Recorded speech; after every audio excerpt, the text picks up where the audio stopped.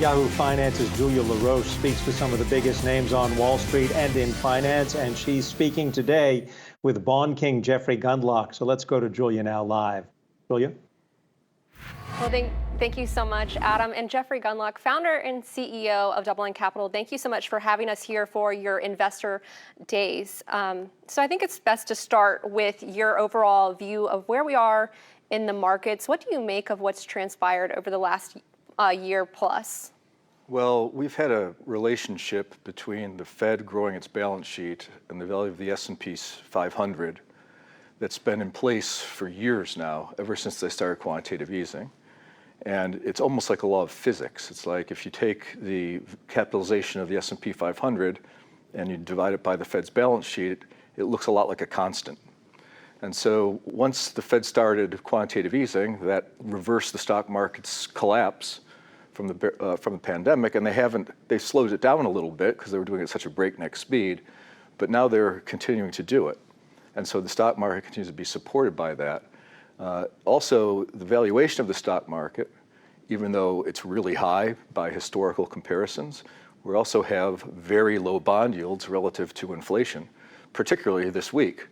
We have, the CPI came out at 4.2 year over year, and then the PPI is up at 6.2 or something like this, and bond yield on the 10-year Treasury is at 1.65. So the yields are so negative. So when you look at the classic relationships like PE ratios look elevated, the Dr. Shiller's cyclically adjusted CAPE ratio is kind of matching those of all-time highs, and yet weirdly, if you look at E divided by P, which is a yield on stocks, it's below average in terms of its valuation versus bonds. So the Fed has been manipulating markets for a long time. And on top of that, obviously, we've had incredible amounts of free money, fiscal stimulus. Last month, there was another round of checks. And I don't think a lot of people are aware that about a third of last month's personal disposable income was given by the government. Also, the government is running a deficit that's about 30% of GDP in terms of their spending, and they're only paying for a little less than half of it. So there's a lot of distortions that are going on, but with the money that's flowing, it's helped to distort many economic theories and also the value of most asset classes. I was going to ask you, if we move beyond markets, and you're talking about distortions, where are you seeing those distortions taking place in the economy? Well, the housing market's a good place to start. Home prices are up very strongly over the past 12 months. I think the median home price in America is up 17% year over year. And there are some markets that have been particularly attractive for people that are maybe rethinking their life in view of the pandemic that are up 30 or 40%. So there's a massive distortion there. Also, we have this strange thing of 8 million job openings. And everywhere you go, business people are saying, I can't fill them. No one will take them. And it was obvious when they started these money giveaways that there was going to be an issue, because right away everyone noticed that a certain fraction that was not trivial of people are making more money sitting at home watching Netflix than they are at work, and they don't want to go back. I think one of the dangers that we've opened the door to is these stimulus checks are starting to feel like they might not go away. They seem like there's always another round of them. In fact, this week, Gavin Newsom, the governor of California, announced $600 to people that are making less than something like $75,000 a year, because California, thanks to the government money, has gone into a large surplus of their budget, at least temporarily. So now in New York, state of New York and state of California, a lot of people are getting $57,000 per year tax-free by not working. So there's a lot of distortions there. We've seen big distortions, partly due to government programs, but partly due to the pandemic. We've seen a lot of distortions with automobiles not being available. I actually bought a truck a couple of weeks ago, and the car dealer, it was a big car dealership, they had no new trucks. There weren't any. Now that's partly due to the chip shortage, but all he had on his entire lot were 2 used trucks. And the price, the one I bought was used at 8,000 miles on it, the price was only $2,000 less than the sticker price of a new truck. And the fellow who sold it to me, he claimed, and I think I believe him, that he was doing me a favor because he probably could have sold that truck, thanks to shortages, for more than the manufacturer's sticker price. So a lot of distortions. Also, average hourly earnings are very distorted because a lot of the people that were displaced from their jobs were the lowest wages. So when we look at economic statistics, we have to understand that there's been a huge mix shift. The types of people that are in the mix of average hourly earnings are higher baseline job earners. So average hourly earnings looked like they really spiked, but you have to take the mix shift into consideration. And it's kind of hard to do that. So I was talking to Felix Zulauf today, and we were talking about how murky the crystal balls have become because we have such different data sets than what we had historically, thanks to the sudden shock of the recession, but also the way it was very unevenly felt in the economy. My profession, investments in finance, actually hasn't had any growth in unemployment at all. But when you go to, obviously casino operators and Carnival Cruise Lines types of people, they have a very large shock that's taken place. So we're trying to figure it all out, and it seems to me that interest rates are starting to get loosened up a little bit on the upside. We had that incredible decline where the long bond in the United States went to exactly 1.00% intraday, and now it's up at 2.4. So I don't think a lot of investors are aware how much money has been lost if you panicked into treasury bonds back last March or April. I mean, we're talking about losses that are pretty substantial, about 30%. It's equity market type of losses, and your potential reward was a 1% interest rate per year for 30 years. So lots of imbalance risk reward was brought on by the pandemic. You have to kind of wonder, who wants to own government treasuries right now? The Fed. The Fed is the one that wants to own them. Yeah, can we talk about inflation for a bit? This is such a hot topic right now, and we hear the two sides of the debate, that it's transitory, others who say it's going to be more rampant. When are you going to start to get worried about inflation and the consequences? I think it feels to me like the market started worrying about it a little bit this week, because the CPI print of almost 0.9, I think it was 0.9 on the core and 0.8 on the headline, was the biggest miss on CPI in many years, and maybe even in my whole career. The guess was for 0.3, and it comes out at 0.8, 0.9. And that really shocked everybody. We have a model of inflation at DoubleLine that's quite helpful for a few months forward. It goes off of a couple of variables. It's been quite accurate. We knew that inflation was going to go above 3.5, but we thought it was going to be in a month or two. And so the fact that it's already leapt up to 4.2, I believe in our model that it's probably going to go higher in the next couple of months. The peak might be in July. If we keep going higher from there, then I think people are going to be seriously worried, because the concept of transitory has everything to do with what they call base effects. You came off very low numbers, and it's almost like Mount Whitney is right next to Death Valley for a reason. With the big hole in the ground, the dirt has to go somewhere. Inflation got so low that it was a natural rebound. But one thing to think about, the CPI is kind of a false construct. They use things like owner's equivalent rent to calculate shelter inflation, and owner's equivalent rent for the last 12 months is up 2, but the median home price is up 17. So if you would replace owner equivalent rent with home prices, the inflation rate actually would have been 8% year over year. So there's reasons for people to worry about inflation. The Fed, I think, likes to talk about transitory. I think the Fed is most content when the inflation rate is higher than the bond yields all the way across the yield curve, which they've managed to accomplish. So they're trying to make people not scared about inflation by calling it transitory, but how do they know? How does anybody know whether it's transitory or not, given the unusual circumstances that we're in? Don't forget that Ben Bernanke, way back in the day, he had a completely wrong interpretation of the dire nature of the mortgage crisis. He said it was confined to subprime, and it was many, many times worse than that. So I'm not sure how they know it's transitory.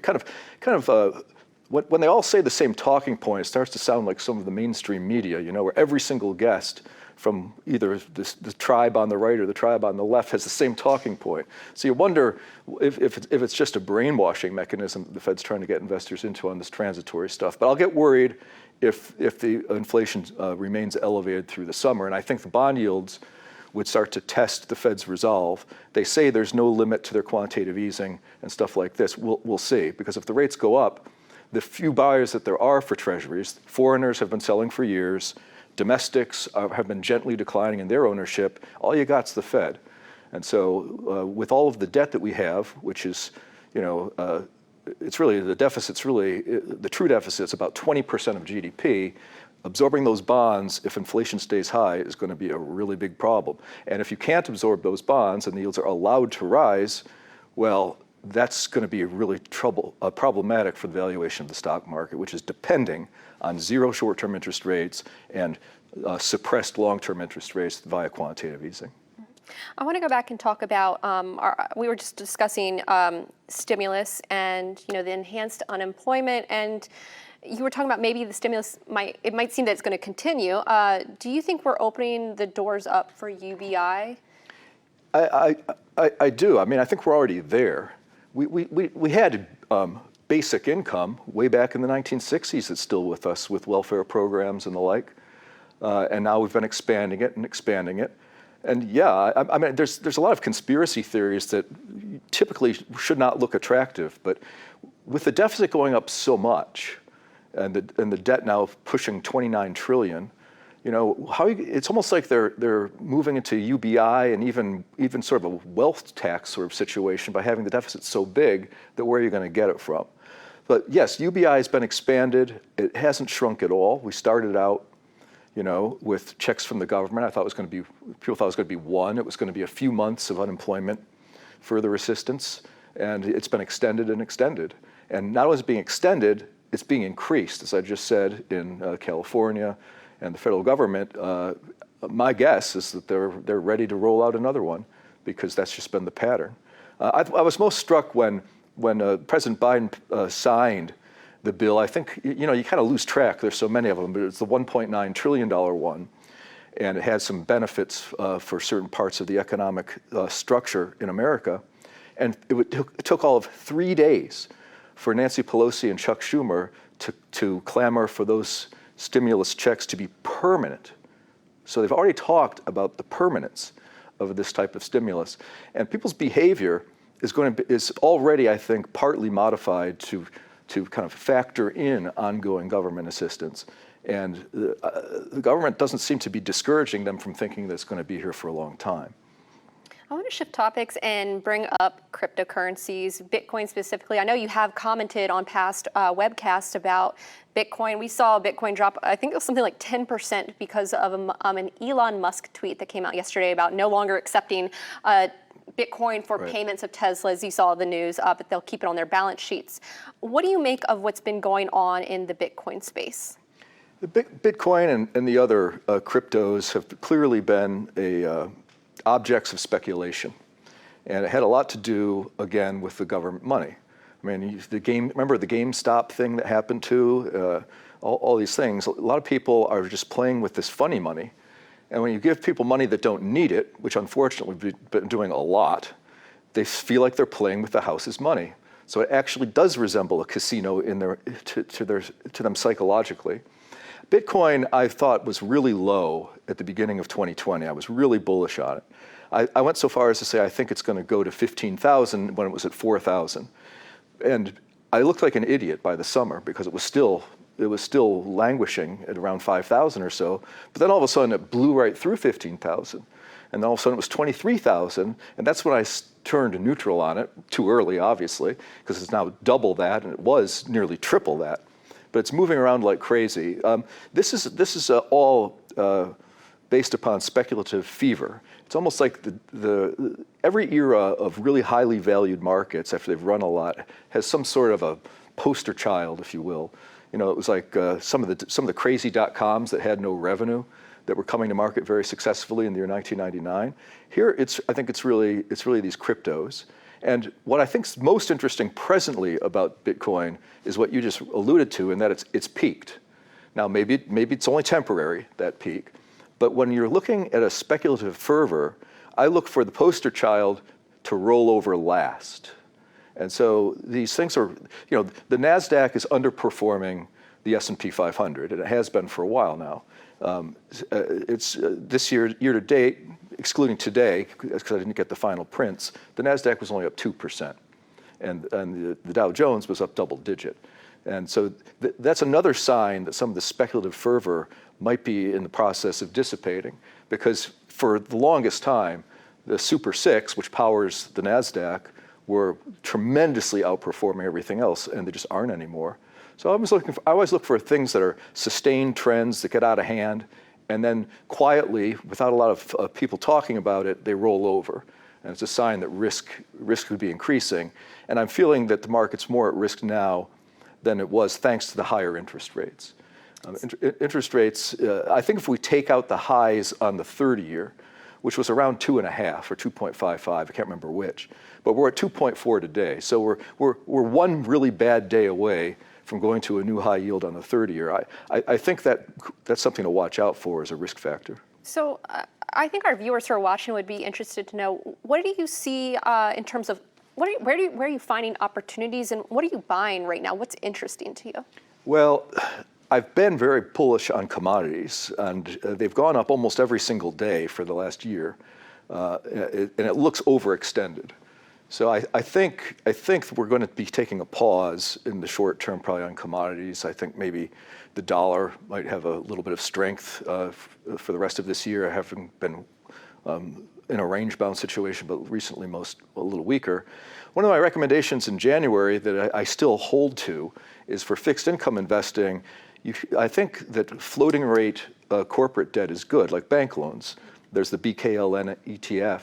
And it was having nothing but outflows during 2020 because people thought interest rates were going to be at zero for the rest of their lifetime.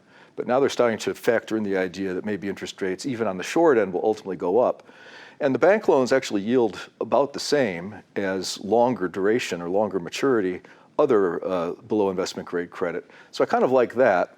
I think this will ebb and flow with the wiggles and jiggles of the market.